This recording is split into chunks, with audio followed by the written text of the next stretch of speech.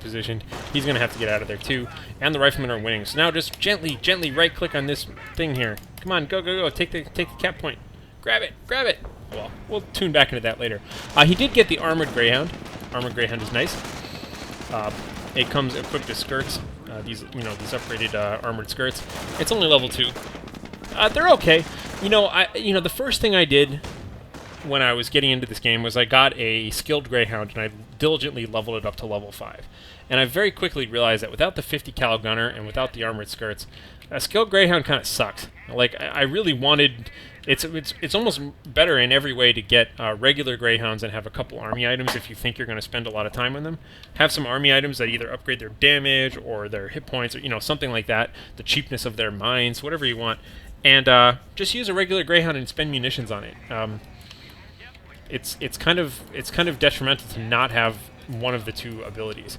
You always want a 50 cal and you always want armor. In fact, you want it in the reverse order. So to some extent, the armor Greyhound is fine because it's got skirts, but you can see the slow rate of fire here. He's just kind of like, it's going to take him forever to kill anything. He's got 1 effectiveness versus infantry at the moment. So really, he's only good a little bit against other vehicles. But this vehicle is a nice little tank, and it can sit here and tank this machine gun for a while. Eventually he'll kill it, because you can see he does have a tiny little gun on the side of his main gun. But, eventually he's going to take care of that. So, the riflemen here finally capped this victory point, and are moving on down. And there we go. Oh, and by the way, Dog99 really needs to be aware that even if this is going to take forever, there's no hope in his machine gun doing any real damage to this armored Greyhound. The American machine guns can fire, armor-piercing rounds through their Brownings. Their Browning 30 caliber machine guns, and those can really tear into a Puma. Especially, since Pumas don't have this little armored skirt ability. Armor-piercing machine gun rounds really, really destroy those light armored vehicles. But Germans have no such thing. That's the one, the one downside of German machine guns. They seem to rock everything else. And now I don't like this at all. Just kind of charging on in with the vehicle. Oh my god, I mean, this is like your worst nightmare. You never expect an entire freaking army in its, this complete army here. You would never expect that, along with the pack. And the pack is being a little bit indecisive. Oh, Armored Greyhound, he's burning. Is he going to get out of there? The pack is still being indecisive. Oh, he just might make it. Go, man, go. Oh, no, pack is lining up the shot. Finally decided where to shoot. Oh, and he takes out that Greyhound. Oh, I'm so sorry to hear about that. So, maybe he was just trying to investigate that. It's not the worst thing ever. But, common habits I see amongst good players and bad players is that, or not bad players. Neither of these players are bad, man. Come on, they're playing a good game of Coho, and I totally support them for putting themselves on the line and submitting a newbie replay. That takes a lot of courage, especially the number one thing I hear from a lot of people is they say they play 3v3 and 2v2 a lot, and they just they don't have the courage, or they don't have the confidence to play 1v1. And so they like watching these replays because they can see other people finally stepping up to bat and saying, all right, I want to try this 1v1 stuff. It seems really tense, but we'll go for it. Let's see. This is definitely a good time to retreat. That's a huge blob of infantry there. A little bit more on that later. But what I was going to say is one common thing that I see. Oh, and this is a bombing run, but unfortunately, bombing run A is not super effective against infantry, and B, definitely not effective 100 yards away from infantry. So this is the classic you shot where they were, not where they were going to be kind of problem. Oh, Greyhounds. Yes, I was going to say common themes between good players and experienced players and new players is that experienced players use their Greyhounds all game long and very rarely lose them, whereas new players kind of kamikaze them right into the base and try and win the game right away with them. They're like, aha! I have a vehicle and you only have infantry. I will attack with my vehicle and win the game. Wrong idea. Don't do that. Just use it to kill a couple of units that you wouldn't have otherwise been able to kill, and then capitalize on that. Marginal advantage. If you, I'm talking about Day 9 this entire replay, so if you should Google Day 9's academic paper called The Marginal Advantage. It's a beautiful paper, not just about StarCraft, just about games in general, and it's talking about how good players capitalize on small advantages, and that at high levels of play, never expect to just suddenly win the game. Expect that it's going to be a long, slow process, and expect that your opponent's going to be good. And so that's just my little 2 cents on how to use early armor. But other good things that I like that Kgut is doing here is he's got double snipers on the left-hand side. This is just bonus. I mean, there's really nothing about this build that says, oh yeah, he has, he went for a, 2 engineer, 4 rifleman, double sniper machine gun build. You just kind of got a mix of units here, and that's cool. I like seeing mixes of units. It makes it much more like a chess game because you can apply certain units to other units that counter each other. And this is a nice little duo going on over here. 1 kill here, 0 kills there, so they haven't really got to test themselves yet, but this squad is going to hold this left-hand side pretty well by itself, especially backed by a Vet 1 Rifleman squad. I mean, these guys can bump into anybody and they'll kill it. They can pretty much take care of an AT gun in 1 round, a Pioneer squad in 1 round, and, they can do some serious damage to an MG team if it's not paying attention. So these guys are just kind of hunting around out here. We'll tune in with them later and see what they're doing. But in the meantime, Rifleman finally coming up here. Maybe going to try and cap this. And, this is interesting. You always have to talk about, I'm a mathematician, so I always say, a good bet is a good bet whether or not it pays off. And a bad bet is a bad bet whether or not it pays off. So it's like, if the odds were in your favor and you did something and you lost anyways, well, it was still a good bet. I think this is a fine idea. Why not, man? Go for it. It's not, in general, high levels of play, you're not going to see people putting that much effort into static base defenses. Sometimes they're good, but almost always it's better to have a big flexible army. But at low levels of play, man, go for it. It can be really good sometimes. And we have a half track here with the rockets. Ooh, where's that firing right now? See if I can see the shadows flopping around. Where is that firing exactly? I have no idea. There we go. All right, here come the rockets just kind of plopping on down. Not really doing too much damage. By the way, during this time here, whoa, check that out. Hang on. I'm just going to get all distracted here for a second. And look, there's actually a machine gun team in there. Look at that. We can see all the way into that building now. That whole corner of the building just taken out by a single rocket. That was kind of cool. Sorry, distracted easily. Gotta look around now. And looks like Kgut got his Sherman tank out right now. Sherman tank counters motorcycles pretty well. You got to be aware of motorcycles and movement. Nope. And that motorcycle's gone. So what I was going to say is that this could be a really good defensive position. Unfortunately, he doesn't control that victory point, and just I don't think the circumstances are right to build this. But in general, that's not a bad idea, especially at a low-level game. But you need, like, some backup here. Like, oh, this pack needs to be there right now. This pack already had a kill. It could have been up here forever ago. But if there had been a pack here with all of these dudes and this machine gun nest, this would have been much, much harder for this tank to push. This tank would have suddenly had to back away. You would have seen this tank come up about this far, get plucked in the face by a pack, and then back all the way up here. And then this would be a super entrenched position. Little excessive with the walls. I don't think you need all that. I think just a little bit of wall is fine, because honestly, you're not trying to restrict movement. You're not trying to keep people from coming over here. You're just trying to give yourself some defense over there. And really, just tiny bits of wall, just 3 or 4 segments is enough to cover a squad or 2. Nice positioning here with the machine gun team and the pack. So now, the pack is participating now pretty nicely, hitting the rear armor of this tank.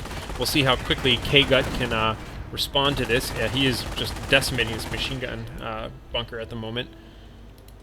And he kills the bunker, and the pack is completely killed. Did I miss that? What the hell happened to that pack?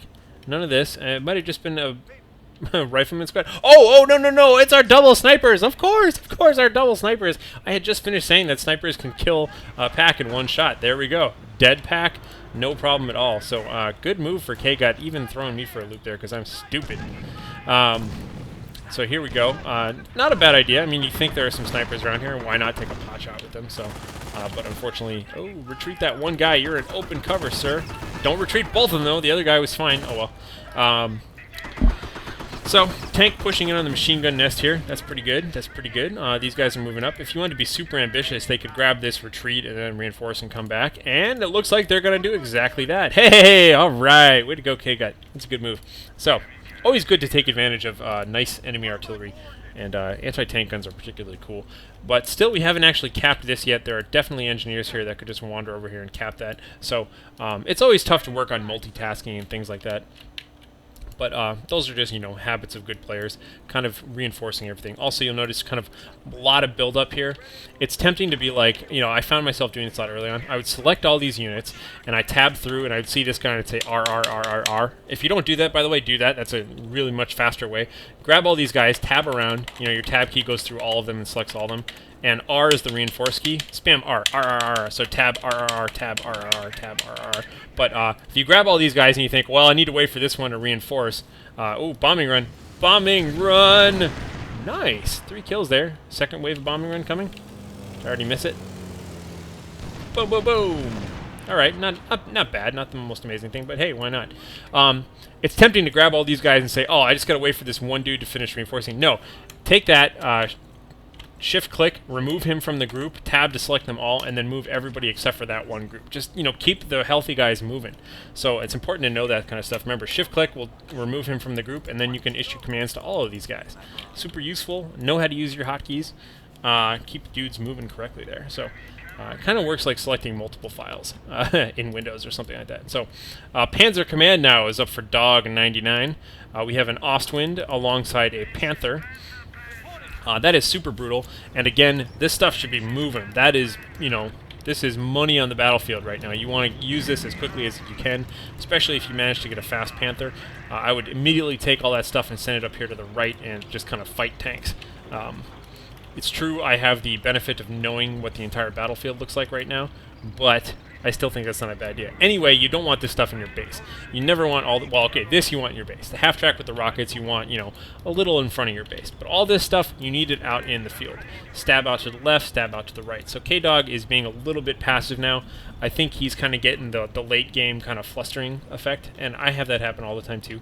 Just, you know, it's late game and there's a lot going on, and you think to yourself, okay, there's guys here, and there's guys... Okay, where do I... You know, and you kind of get kind of locked with indecision.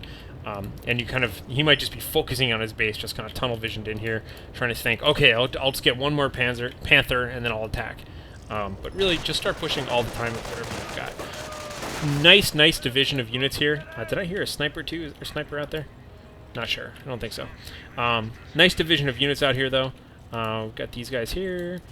So it looks like Kgut has got a nice spread. So he's got a good amount of riflemen on the left and a good amount of tanks and all that junk on the right. Still has not capped this victory point, though. My God, get the victory point. That's what causes you to win the game. Always remember your win conditions. Very rarely do you win by killing the guy's base. Almost always you will win by running them out of points. They could have a huge army, and if they have no points, they win. So constantly you want to be picking away at that kind of stuff here. Getting a little risky with this tank. I don't know why he's down here. There's no benefit strategically to attacking at this point. Really, he just needs to reinforce and win the game, and he doesn't have any of these things.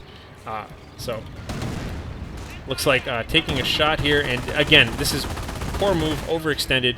He's firing at the Ostwind, which is great. The infantry is getting killed by the Ostwind, which is bad, and the tank has his rear armor exposed to potentially 2 Panthers in the base here. So all of this stuff has got to go. He's doing a nice job retreating, though. A lot of times it's very difficult to kind of manage a tank and get it to reverse without spinning around and driving the other direction. And he's probably doing it the right way, which is what works really well. If you just issue little clicks behind it and then shift-click, so like click very close to it and then shift-click a bunch of really close points, it'll go to one point, then the next point, then the next point, and drive backwards in a long straight line rather than spinning around and driving forward. So little tips that I found along the way. I can't tell you how many times when I first started playing this game, I'd have a group of tanks selected, and like a V1 would be coming, or like a Firestorm would be coming, and I'd be like, oh my God, retreat! And I'm like clicking like that, and my tanks are like, oh, let me turn around. Oh, excuse me, sir. And the tanks are kind of bumping into each other going, oh, pardon me, no, you go first. No, you go first. And I'm just sitting there going, fuck, oh my God, just turn the tanks around. So it's very important to realize that in stressful situations, just grab each tank, click a whole bunch of times, give them a bunch of little orders, and just tell them to reverse where they need to go, and not to issue too many commands, because then the tanks will just bumble around. This is definitely not StarCraft. Spamming actions seems to do more harm than good, usually when you really need it to happen. So, meanwhile, though, looks like our riflemen are just kind of, you know, fighting around here. Nothing too amazing going on. Taking nice cover, I like that, but the Ostwind Flak Panzer is still here, and ooh, could this be another bombing run coming in? Again, I hope he didn't bomb too far back. You always want to kind of shoot where they're going to be, not where they are. And ooh, did he just lose everybody there? I think he did. Second bombing run coming in, though. One bomb taking out one of these guys, but I think that's kind of a classic mistake, because he just drops it right on the army instead of like in front of the army a little ways. Because even if you drop it, you can see by the blast pattern, it's like 1, 2, 3. It's a long line. So you kind of just got to expect that the middle of that line is going to be where you drop the flares, and then just kind of, you know, drop it a little ahead of them, just so the first bomb in the row will hit them. Anyhow, Manpower Blitz is still active for our friend here, who has not done anything with his Panthers. He has a super duper advantage with Panthers. He can back them up with half tracks, take these half tracks, move them right up here, take these Panthers and just charge on up and do some damage, or charge on up on the left where there's probably nothing. Ooh, we